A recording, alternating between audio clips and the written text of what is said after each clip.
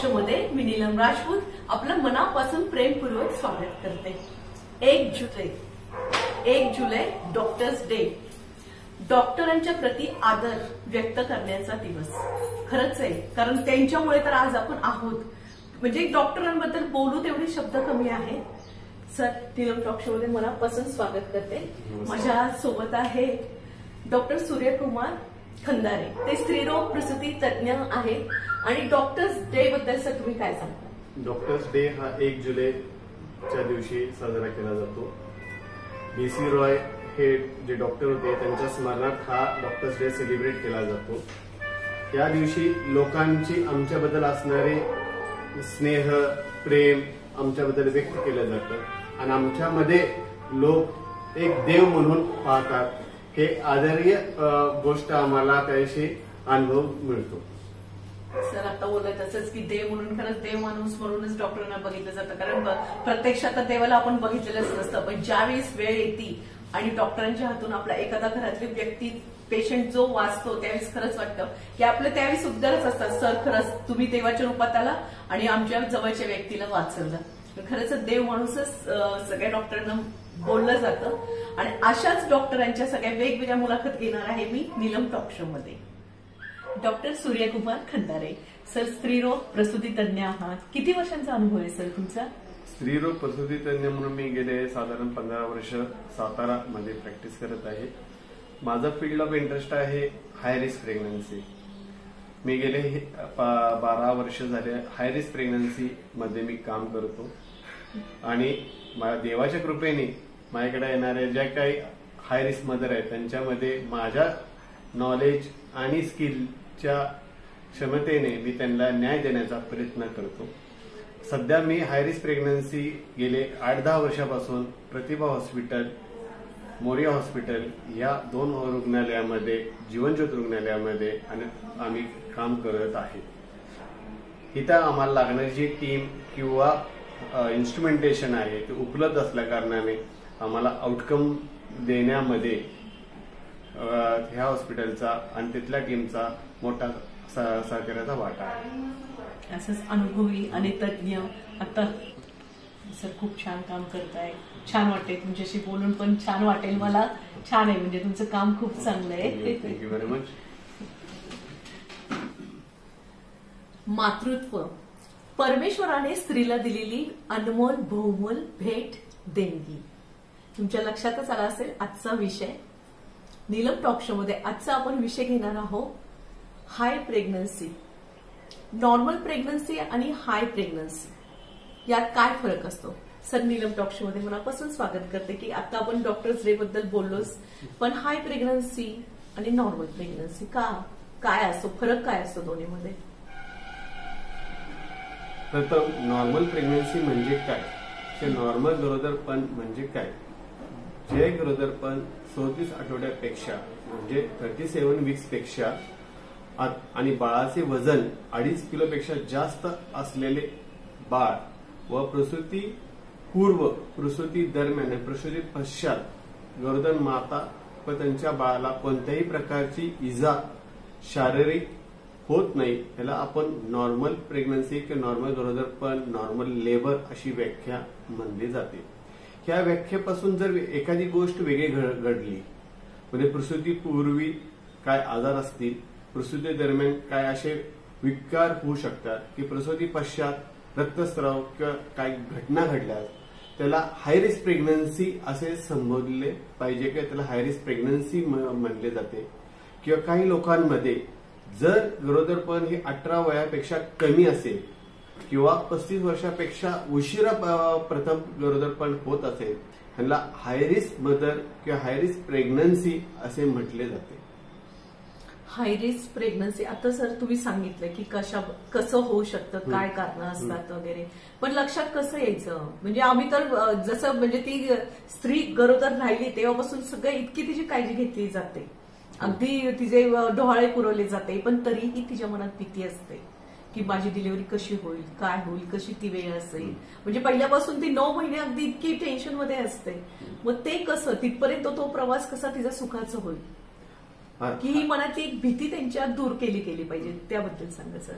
High risk pregnancy आपण सध्या विचार जर केला तर हे 3 टप्प्यामध्ये आपण त्या व्यक्तीला हे करू शकतो.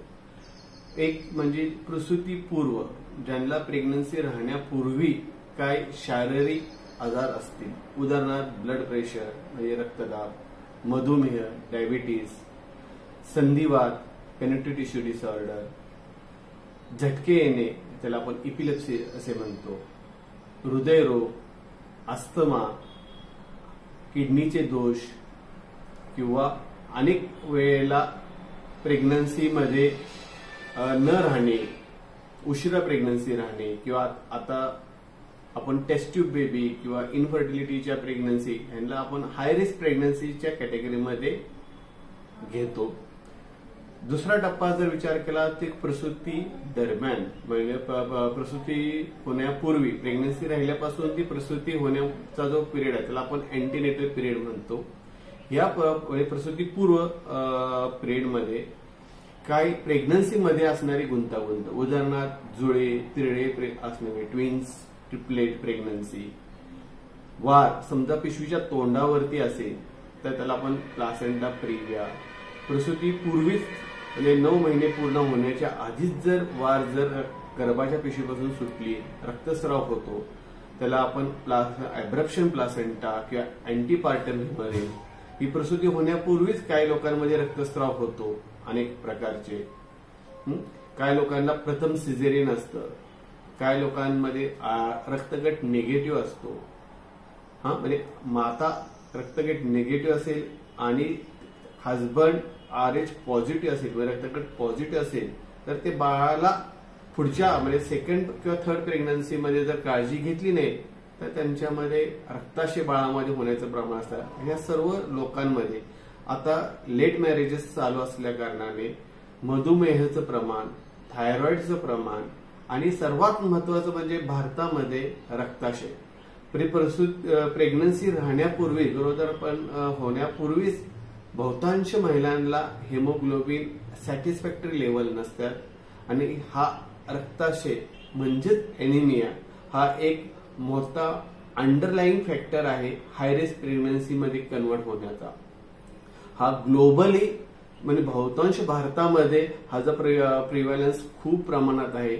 याला एक कारण म्हणजे न्यूट्रिशनल फॅक्टर, 2 प्रेग्नन्सीमध्ये भारतामध्ये अंतर कमी असणे आणि आपला जो आहार आहे त्या आहारामधून जे लोह, आयर्न ऍब्झॉर्ब करण्याची क्षमता असते ती थोडीशी लोकांमध्ये मसालेदार खाण्याचं प्रमाण असल्यामुळे ते कमी होते.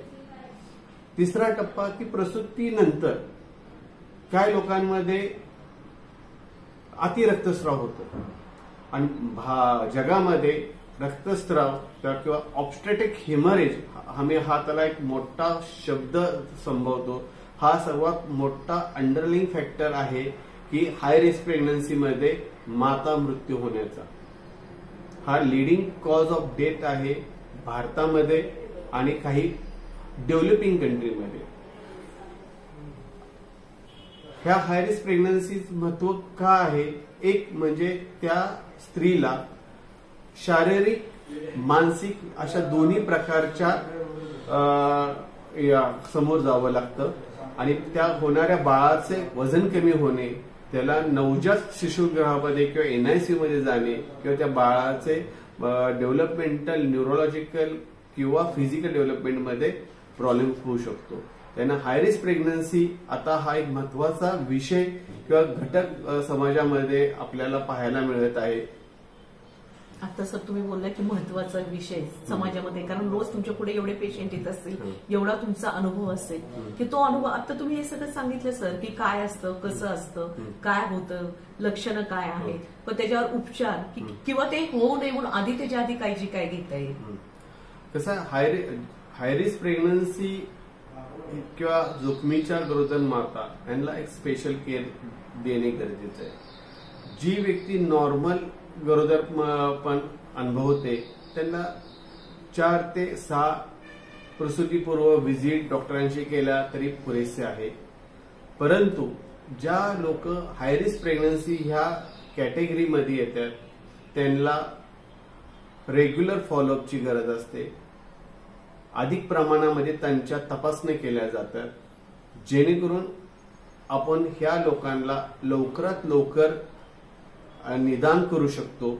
आणि जर आपण वेळेत जर निदान केलं तर त्याचा परिणाम जो आहे तो मॅटर्नल आपण त्याला मॉर्टॅलिटी मॉर्बिडिटी आहे ना आपण कमी करण्यास मदत करतो. मॉर्टॅलिटी म्हणजे डेथ किंवा मृत्यू आणि मॉर्बिडिटी म्हणजे विकृत किंवा ते आजार कमी करण्याचं प्रमाण करू शकतो. सर, हाय रिस्क प्रेग्नन्सीचं म्हणजे भारतात किती प्रमाण आहे, इतर जगात किती प्रमाण आहे? हाय रिस्क प्रेग्नन्सीचं जागतिक प्रमाण आता सर्वसाधारण 20 ते 30% पर्यंत पोहोचलेलं आहे आणि भारतामध्ये हे प्रमाण साधारण 25 ते 30% पर्यंत आहे. भारतामध्ये जागतिक लेवलच्या तुलनेनं थोडंसं जास्त आहे. सर, आता तुम्ही बोलला की भारतात प्रमाण जास्त आहे का? भारतामध्ये हाय रिस्क प्रेग्नन्सीचं प्रमाण हे इतर देशापेक्षा जास्त असण्याचं कारण म्हणजे आपल्याकडचं पॉप्युलेशन एक, मॅटर्नल म्हणजे गरोदरपणामध्ये एक तर आपल्याकडे लवकर मॅरेजेस होण्याचं प्रमाण होतं. आता लाईफस्टाईल आपली चेंज होत चाललेली आहे. आता एज्युकेटेड महिला ज्या आहेत त्या लेट मॅरेजेस असतात. बहुतांश लेट मॅरेजेस बरोबर शारीरिक आजार म्हणजे ओबेसिटी, डायबिटीज किंवा रक्तदाब प्रमाणाचं प्रमाण वाढलेलं आहे. आणि न कळत जर म्हटलं तरी आपलं जे डाएट आहे ते आता थोडं एक ऍडिशनल फॅक्टर झालेला आहे असं मला वाटतं की त्या सर्व गोष्टीमुळे न्यूट्रिशनल डिफिशियन्सी होण्याचं प्रमाण, मी पूर्वीही माझ्या म्हणलेलं की रक्ताशय एक आपण जर विचार केला हे सर्व गोष्टींचं जर आपण एकत्रित केलं तर ह्या गोष्टीमुळे भारताचं होण्यामध्ये इतर देशापेक्षा प्रमाण जास्त आहे. हाय रिस्क प्रेग्नन्सी हा एक इंडिकेटर मानला जातो जागतिक लेवलला. डेव्हलपिंग कंट्री आणि डेव्हलपमेंट कंट्री ह्या दोन गोष्टींमध्ये आपण जर तुलना केली तर WHO जो हाय रिस्क प्रेग्नन्सीचा जो क्रायटेरिया आहे ज्यांच्यामध्ये माता मृत्यू दर कमी आहे हा एक इंडिकेटर समजला जातो की ते डेव्हलप कंट्री आहे. जगामध्ये नॉर्वे, मालदीव्स हे आता लिडिंग आहे, त्यांच्यामध्ये माता मृत्यू दर हे अतिशय कमी आहे. भारतामध्ये माता मृत्यू दर हे साधारण 90 ते 110 प्रत्येक 1000 जिवंत बाळंतपणाच्या पाठीमागे आहे. त्यात आता आमची जी संघटना आहे स्त्री रोग प्रसूती संघटना, त्याला आपण फॉक्सी किंवा महाराष्ट्राची जी संघटना आहे, आमच्या सर्व प्रयत्नांनी सध्या भारताचा दर हमी हा खाली आणण्यामध्ये सर्व स्त्रीरोग संघटनेने मोठाचा वाटा उचललेला आहे. महाराष्ट्रामध्ये आता साधारण 68 माता मृत्यू प्रत्येक 1 लाख जिवंत बाळंतपणाच्या पाठीमागे होत आहेत आणि देशामध्ये महाराष्ट्र आता 2 नंबरला आहे सर्वात कमी माता मृत्यू दर इतर राज्याच्या प्रमाणे जर आपण विचार केला तर. आपल्या पुढे फक्त आता केरळ एकच स्टेट आहे. मोस्टली येणाऱ्या 1-2-3 वर्षांमध्ये Maharashtra will be top most in prevention maternal mortality. Sir, अशा पद्धतीची प्रेग्नन्सी कशी टाळू शकतो आपण किंवा त्याची काळजी कशी घ्यायची? अशा हाय रिस्क प्रेग्नन्सी आपण टाळू शकतो. एक म्हणजे आपला जर डाएट सुधारला तर एक, आणि मी म्हणल्याप्रमाणे आपलं हेमोग्लोबिन जर 11 पेक्षा जास्त त्या गरोदर मातेचं आपण आधीच आणून ठेवलं तर त्या अॅनिमियामुळं किंवा रक्ताशयामुळं जे प्रेग्नन्सीवरती होणारे परिणाम आहेत ते आपण टाळू शकतो. आणि ज्या लोकांमध्ये पूर्वीचे काही आजार आहेत, हृदयरोग, अस्थमा, किडनी दोष किंवा रक्तदाब, त्याचा योग्य त्या त्यांच्या स्पेशलिस्ट डॉक्टरांकडनं पहिल्यांदा चेकअप करून योग्य प्रकारचे मेडिसिन चालू करून आणि त्या डॉक्टरांना कल्पना जर तुम्ही दिली की आम्ही आता प्रेग्नन्सी प्लॅन करणार आहोत, त्या डॉक्टरांकडनं योग्य ते उपचार घेतल्यास काय लोक मेडिसिन आपल्याला गरोदरपणामध्ये चालत नाहीत, हे डॉक्टरांशी सल्ला मसलत केल्यास आणि योग्य प्रमाणामध्ये जर आपण 2 प्रेग्नन्सी मधलं अंतर जर वाढवू शकलो, आता किमान 2 प्रेग्नन्सी मध्ये 2 वर्षाचं जर अंतर हवंय. ह्याचं कारण काय आहे की जर प्रेग्नन्सी 2 वर्षाच्या आत जर राहिली तर जी शारीरिक झीज नुकसान जे काय प्रेग्नन्सीमध्ये त्या गरोदर मातेचं झालेलं असतं, ती झीज भरून येण्यासाठी हा पिरियड आपल्याला गरजेचा असतो. म्हणजे ती पुढची प्रेग्नन्सी सक्षमरित्या ती सांभाळू शकते आणि त्याचा जो आउटकम आहे तो आपल्या चांगल्या पद्धतीनं आणू शकतो. तसेच आपण योग्य ते फॉलोअप जर देत राहिलो, डॉक्टरांनी सांगितलेले जे आपण काय सल्ले आहेत, उदाहरणार्थ प्रेग्नन्सीमध्ये आम्ही हाय रिस्क प्रेग्नन्सीमध्ये बेड रेस्ट म्हणजे आराम करा. लोकांना आराम करा म्हणजे असं वाटतं घरी फक्त बसायचं, तसं नव्हे तर तुम्ही टोटली बेड रेस्ट घेतली पाहिजे. दुसरी गोष्ट तुमचा आहार सुधारला पाहिजे आणि जे काही तपासण्या सांगतील त्या योग्य वेळेमध्ये आपण जर केल्यास तर आपण हा जो हाय रिस्क प्रेग्नन्सीचा जो क्लास आहे तो कमी करण्यामध्ये किंवा त्याच्यामध्ये जर काय सुरू झालं तो आपण त्याचं जे स्वरूप आहे ते कमी करण्यास आपल्याला मदत होईल असं मला वाटतं. आणि जर काय एखाद्याला बाकीचं असेल की स्ट्रेस असेल किंवा बाकीचा कुठला हे असेल, म्हणजे आता लाईफस्टाईल चेंज झालेली आहे, तर स्ट्रेस रिलीफ आणि स्मोकिंग, अल्कोहोल ह्या गोष्टीचं प्रमाणही आजकाल वाढलेलं आहे. हे जर क्विट केलं तर मला नक्कीच असं वाटतं की आपण हाय रिस्क प्रेग्नन्सीचा इन्सिडन्स जो आहे तो आपण कमी करू शकतो आणि हाय रिस्क प्रेग्नन्सीमध्ये होणारे जे परिणाम आहेत माता आणि अर्भकावरती ते कमीत कमी आणण्यास आपण सर्व मिळून आपण प्रयत्न करू शकतो. आता सर तुम्ही बोलला की माता आणि अर्भकावर होणारे परिणाम, मग ज्यावेळेस म्हणजे निधनाचं प्रमाण किंवा बालकाचं प्रमाण वाढतं ते कशामुळे वाढतं? गरोदर माता किंवा पहिल्यांदा जर विचार केला तर प्रेग्नन्सीमध्ये जे काही शारीरिक बदल झालेले असतात ते शारीरिक बदल आणि तिचा असणारा आजारपण किंवा प्रेग्नन्सीमध्ये जे चेंजेस झालेले असते जर हे नॉर्मल अडॅप्ट झाले नाहीत तर त्याचा परिणाम रक्तदाब, प्रेग्नन्सीमध्ये रक्तदाब वाढणे हा सर्वात जास्त प्रमाणामध्ये आपल्या भारतामध्ये पाहायला मिळतो. पहिला प्रेग्नन्सी मधला रक्तदाब किंवा प्रेग्नन्सी इंड्यूस हायपरटेन्शन किंवा प्रिक्लाम्शिया असे आम्ही मेडिकल टर्मिनॉलॉजी वापरतो.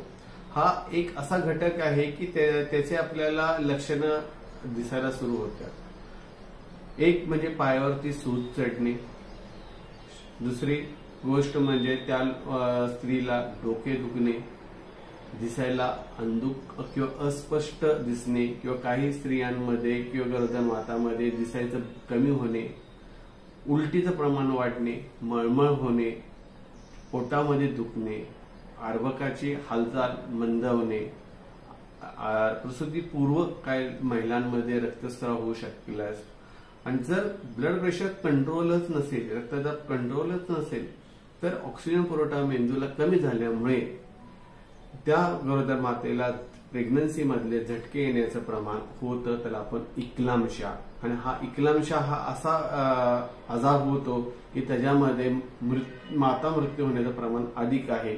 पण आता निवर टेक्नॉलॉजी, ऍडव्हान्स टेक्नॉलॉजी आणि ट्रीटमेंटनी आपल्याला हे कमी करण्यास मदत होऊ शकते.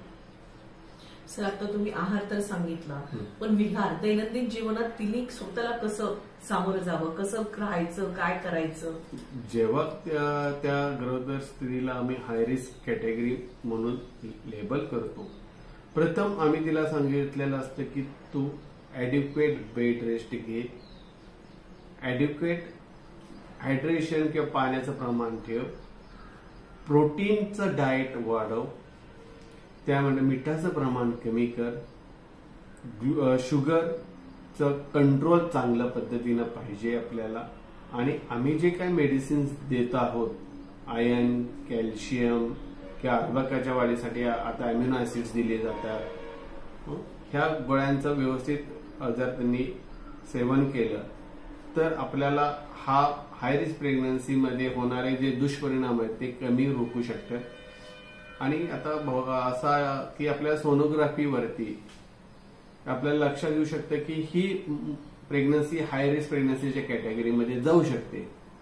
आता कलर डॉपलरचा जर विषय जर घेतला सोनोग्राफीमध्ये, कलर डॉपलर जर आम्ही 11 ते 14 आठवड्यामध्ये करतो, 20 ते 22 आठवड्यामध्ये करतो, ह्याच्यामध्ये आम्हाला अर्ली पिकअप केलं जाऊ शकतं की ही प्रेग्नन्सी आपल्याला पुढे जाऊन बाळाचा प्रॉब्लेम करू शकते का, बाळाचं वजन कमी करू शकते का, किंवा काय अडीअडचणी निर्माण होऊ शकतात का.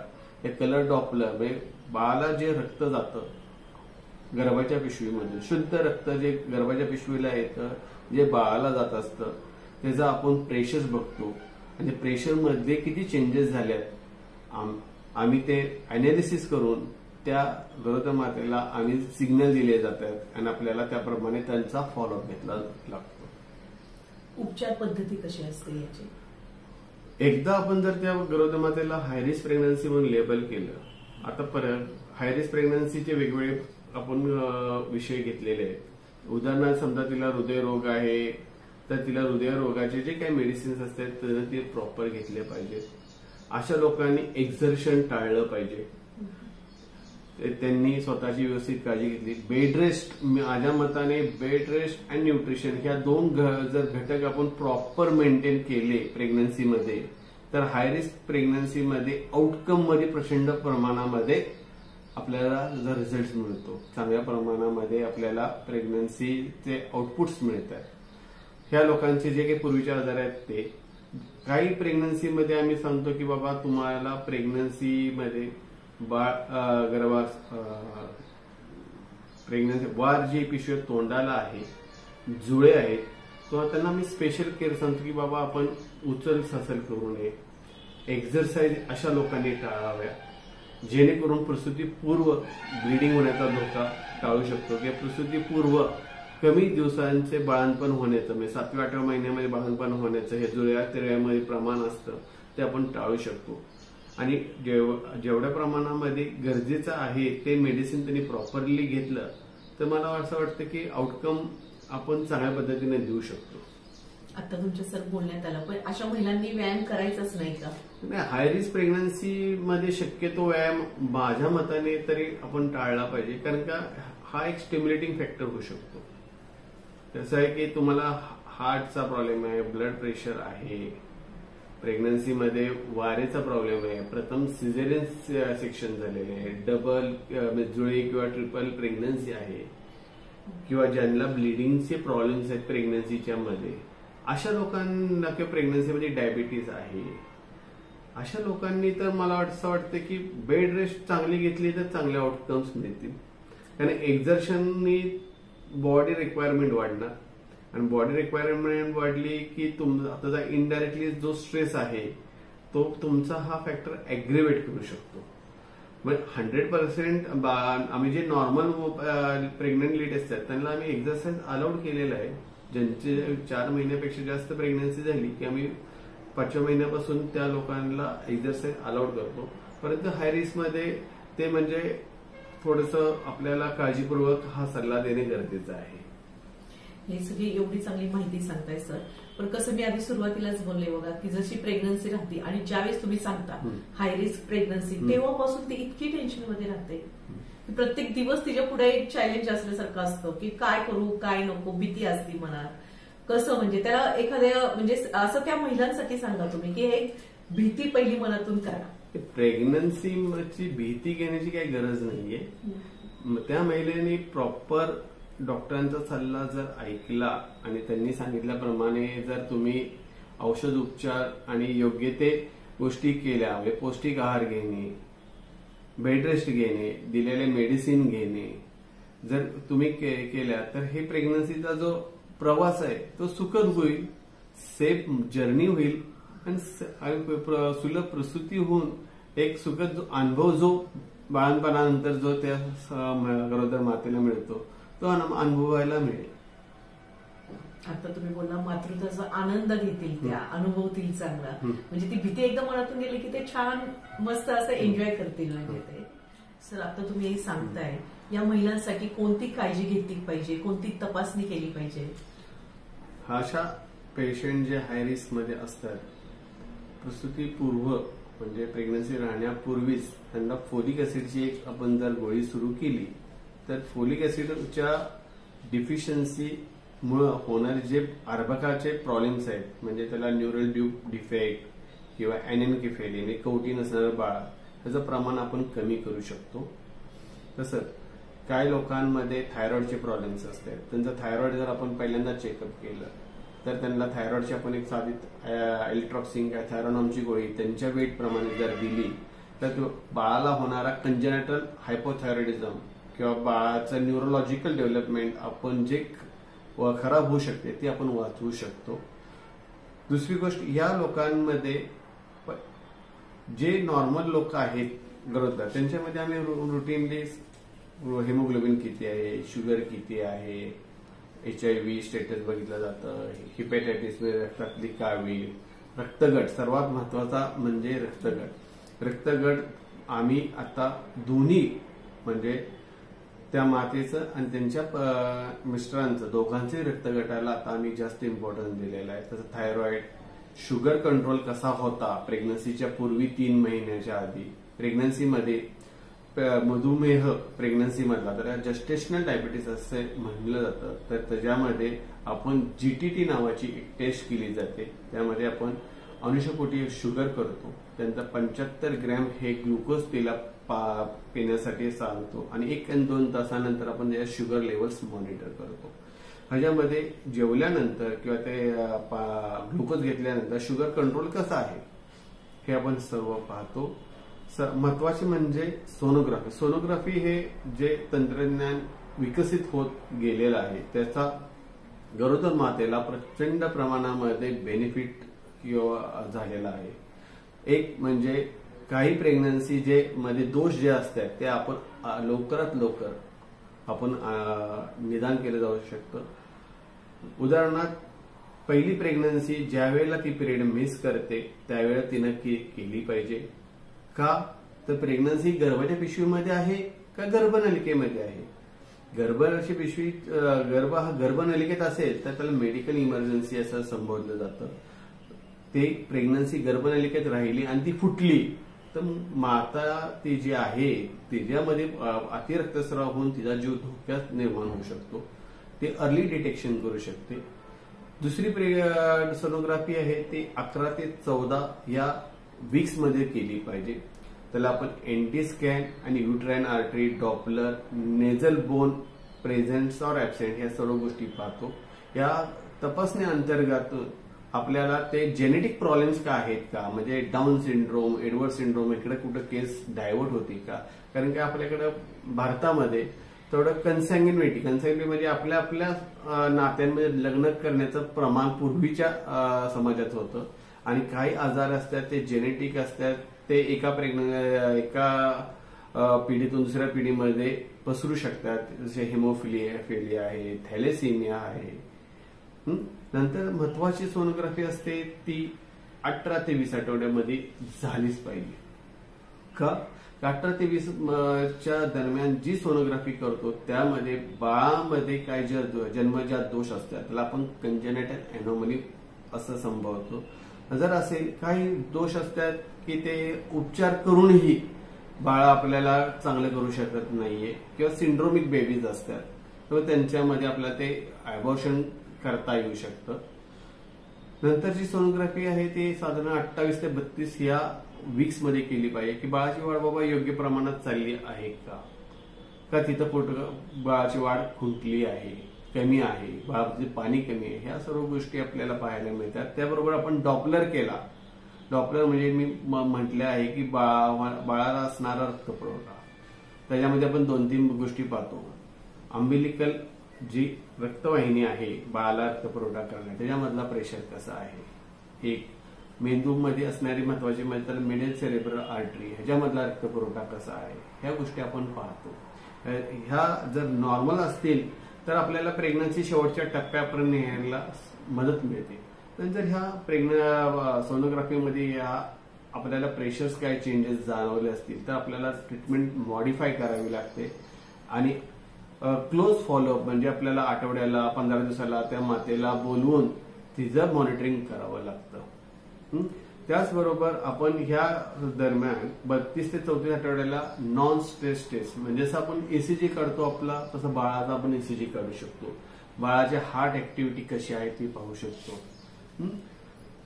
त्याबरोबर आपण मी प्रसूतीच्या पूर्वी कंपल्सरी एक सोनोग्राफी करतो. त्या सोनोग्राफी बरोबर डॉपलर करतो जेणेकरून ह्या पेशंटला आपण नॉर्मलची चान्सेस किती आहेत किंवा आपण सोनोग्राफी जर ही पूर्ण नॉर्मल असेल तर तिला योग्य प्रमाणामध्ये तिला ट्रायल देऊ शकतो, न्याय देण्याचा प्रयत्न करू शकतो. जर त्या सोनोग्राफीमध्ये रिस्क फॅक्टर जर जाणवले म्हणजे बाळाचं पाणी कमी होत असेल, बाळाचा रक्तपुरवठा जर चेंजेस झाला, असे बाळ प्रसूतीपूर्व गुदमरण्याची शक्यता त्याला आपण फिटल डिस्ट्रेस असं म्हणतो. मग अशा लोकांमध्ये आम्हाला ट्रायल किती द्यायची का सिझेरियनचा निर्णय घ्यायचा असं आम्हाला निदान करण्यासाठी मदत मिळते. एवढं सगळी व्यवस्थित ट्रीटमेंट दिली की व्यवस्थित काही म्हणजे अगदी भीती घ्यायची भिण्याचं कारणच नाहीये. पण यासाठी सर वेगळे डॉक्टर्स किंवा वेगळं हॉस्पिटल. हाय रिस्क प्रेग्नन्सी शक्यतो आता नवीन गव्हर्नमेंटचे नॉर्म्स आल्याप्रमाणे हाय डिपेंडन्सी युनिट म्हणजे स्पेशल केअर युनिट असे केले जातात. कारण आपल्याकडे कसं माहित आहे की बाबा हार्टचा प्रॉब्लेम झाला की आपल्याला कार्डियक सेंटरला जावं लागतं, किडनीचा प्रॉब्लेम झाला की आपल्याला किडनी केअर सेंटरला जाऊ शकतं, न्यूरोलॉजिकल प्रॉब्लेम असेल तर आपण न्यूरोलॉजिस्ट किंवा न्यूरो सेंटरला जातो. तसंच आता गव्हर्नमेंटच्याच नियमाप्रमाणे जिथं प्रसूतीचं प्रमाण 250 पेक्षा जास्त आहे प्रत्येक महिन्याला तिथं गव्हर्नमेंटनी कंपल्सरी 4 ते 6 बेड हे हाय रिस्क प्रेग्नन्सीसाठी राखीव ठेवायला लावलेले आहेत. हा जागतिक भारताच्या फॉक्सी आणि हेल्थ डिपार्टमेंटनी एकत्र येऊन हा निर्णय घेतलेला आहे. हाय रिस्क प्रेग्नन्सी शक्यतो ही HDU किंवा ऑब्स्टेटिक ICU ह्या लोकांना यातलं प्रमाण एवढ्या प्रमाणात होतं की त्यांना जसं हार्ट अटॅक आल्यानंतर ICU लागतो किंवा स्ट्रोक आल्यानंतर न्यूरो सेंटर लागतं, अशा लोकांसारखं जर विचार जर केला तर या हाय रिस्क मदरला तुम्ही हाय रिस्क प्रेग्नन्सी युनिटमध्ये तुम्ही डिलिव्हर केलं पाहिजे. हाय रिस्क प्रेग्नन्सी युनिट म्हणजे तिथं जो एक तज्ञ ऑब्स्टेटिशियन असतो, यामध्ये एक ऑब्स्टेटिशियन म्हणजे डिलिव्हरी करणारा डॉक्टर, बाळाचे डॉक्टर त्याला आपण निओनेटॉलॉजिस्ट म्हणू शकता, स्पेशालिस्ट अॅनेस्थेटिस्ट लागतो आणि त्या सेंटरमध्ये बाकीचे स्पेशालिटी जे उदाहरण कार्डियक सेंटर असे कार्डिओलॉजिस्ट लावू शकतो, नेफ्रोलॉजी किडनी केअर सेंटर लावू, युरोलॉजिस्ट लावू शकतो, जिथं सर्व प्रकारची टीम उपलब्ध आहेत आणि त्याला लागणारे इन्स्ट्रुमेंटेशन उपलब्ध आहे. अशा सेंटरमध्ये केल्यास आपल्याला नक्कीच आउटकम मध्ये फरक पडतो असं मला वाटतं. हाय रिस्क प्रेग्नन्सी हा एक वेगळा म्हणजे अपकमिंग ब्रांच आता स्त्रीरोग प्रसूती शास्त्रामध्ये विकसित होत आहे आणि ह्याला स्पेशल हाय रिस्क डिलिव्हरी करणारे डॉक्टर जे मेडिकली अँड सर्जिकली स्किलफुल लोक असतात, ज्यांना वेळेत निर्णय घ्यावा लागतो आणि टाइमली, माझं म्हणणं आहे की टाइमली ट्रान्सपोर्ट, योग्य ठिकाणी योग्य वेळेत ती जर मातेला पाठवलं, योग्य तो निर्णय घेतला तर नक्कीच हाय रिस्क प्रेग्नन्सीमध्ये जरी तो अनुभव त्या क्षणापर्यंत खराब आला असला तरी त्याचा आउटकम आपण नक्कीच ह्या टीमच्या सहकार्याने येऊ शकतो. आणि शेवटीला मला असं म्हणावं लागते की एक हॅपी एंडिंग आपण त्यांना एक स्माइलिंग फेस मदर आणि त्या बेबीचं ज्या वेळेला आम्ही पाहतो ते जे काय आम्ही कष्ट किंवा जे काय आम्ही आमचे स्किल वापरले जातात त्याचा एक सुखद अनुभव मिळतो. आणि हे हाय रिस्क प्रेग्नन्सी युनिट आता मोठमोठ्या सिटीजमध्ये डेव्हलप होत चाललेलं आहे. म्हणजे बॉम्बे, पुणे अशा ज्या मेट्रोपॉलिस सिटीज आहेत तिथं high risk pregnancy unit specially तयार केलं जातं. स्पेशल केअर त्या मदरला, बेबीला दिली जाते. आणि नक्कीच आता हे जे हाय रिस्क प्रेग्नन्सी युनिट आहे हळूहळू डिस्ट्रिक्ट लेवल्सला त्याचं स्थापना व्हायला चालू होईल. आणि अजूनही जो माता मृत्यू आणि अर्भक मृत्यू आहे ते अजून कमी करण्यास आम्ही सर्व स्त्रीरोग, नवजात शिशु तज्ञ, आणण्यासाठी किंवा आमची मेडिकल फॅटर्निटी आहे नक्कीच एक काम करेल असं मला वाटतं. सर खरंच खूप छान बोलला तुम्ही. एंडिंग हॅपी एंडिंग असं प्रत्येकाच्या, आणि खूप खरंच तुमचं स्किल वापरता आणि खरंच त्या म्हणजे हे ज्यावेळेस ते आनंदाचा क्षण असतो तिच्या आयुष्यातला, म्हणजे प्रत्येक स्त्रीला विचारलं ना तुमच्या आयुष्यातला आनंदाचा किंवा अविस्मरणीय क्षण, की प्रत्येक स्त्री एकच सांगते मी ज्यावेळेस आई झाले तो, आणि तो आनंद तुम्ही त्यांच्या आयुष्यात देता. आणि असंच सर काम करत राहा तुम्ही, आणि अशा आयुष्याचे म्हणजे त्यांच्या आनंदात असे त्यांच्या प्रत्येकाच्या घरात आयुष्याचे क्षण आनंदाचे देत जावा. आणि नीलम टॉक शो मध्ये तुम्ही वेळात वेळी काढला सर, एवढी छान माहिती, उपयुक्त माहिती दिली. म्हणजे बरेच प्रश्न असतात, त्या प्रश्नांची उत्तरं तुमच्याकडून कळली, आणि खरंच मनापासून आभारी आहे. नीलम टॉक शो मध्ये तुम्ही तुमची माहिती, तुमचे विचार मांडल्याबद्दल खूप खूप धन्यवाद सर. आभारी आहे. थँक्यू मॅडम, तुम्ही मला या नीलम टॉक शो मध्ये बोलवलं. हाय रिस्क प्रेग्नन्सी हा एक नाजूक विषय आहे समाजाच्या दृष्टिकोनातून. हाय रिस्क प्रेग्नन्सी नाजूक का आहे तर ती जी स्त्री आहे त्या कुटुंबाचा एक मोठा भाग आहे. तिच्यावरती ते कुटुंब डिपेंडेंट असतं अनेक दृष्टीनं. नुसतंच वंश हा विचार न करता त्याच्यावर असणारे जबाबदाऱ्या, तिच्यामुळे असणारं ते घरावर मानलेले सर्व जे काही मेंटेन करत असते ती व्यक्तीचा जीव हा सर्वात महत्वाचा आहे. आपण सर्वांनी मिळून आपण त्याला योग्य ते न्याय दिला पाहिजे.